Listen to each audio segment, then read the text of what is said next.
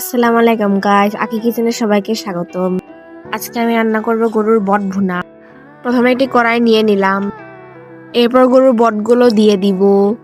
গরুর বটগুলো ভালো মতো ধুয়ে পরিষ্কার করে নিয়েছি। এরপর দুটি তেজপাতা দিয়ে দিব,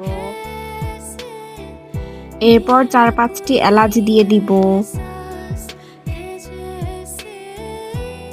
এরপর 2 টুকরো দারচিনি দিয়ে দিব। এবার পরিমাণ মতো লবণ দিয়ে দিব, দিয়ে দিলাম আধা চামচ হলুদের গুঁড়া, এরপর 1 চামচ মরিচের গুঁড়া দিয়ে দিব, এরপর দিয়ে দিব 2 চামচ আদা বাটা,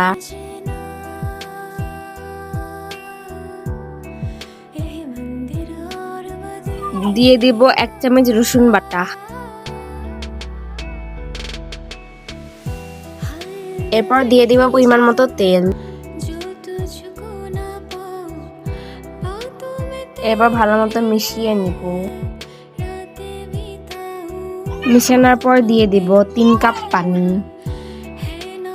আবার ভালো মতো মিশিয়ে নিব।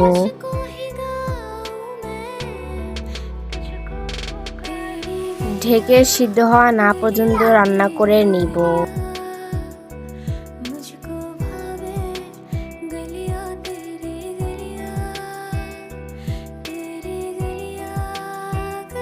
এরপর আবার নেড়ে নিব, আবার ঢেকে রান্না করে নিব।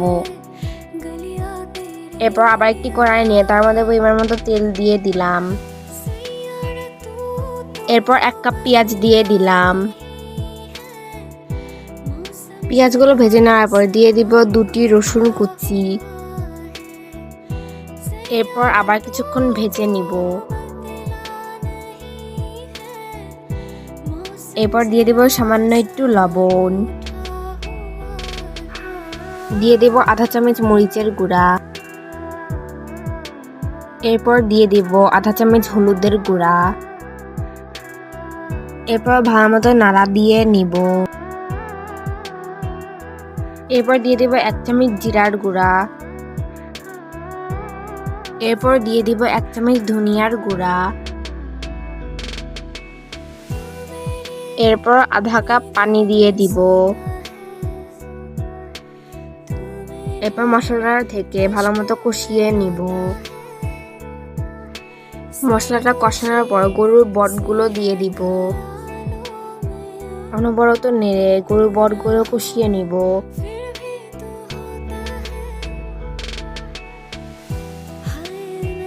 এরপর ঢেকে রান্না করে নিব। এরপর ঢেকে ভালো মতো কষিয়ে নিব। এবার বেটে নেওয়া মশলাগুলো দিয়ে দিব। এখানে আছে দারচিনি, জিরা, এলাচ।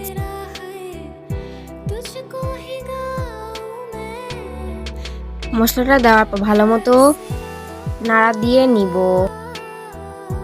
এরপর আবার ঢেকে রান্না করে নিব। এই তো তৈরি হয়ে গেল গরুর বট ভুনা।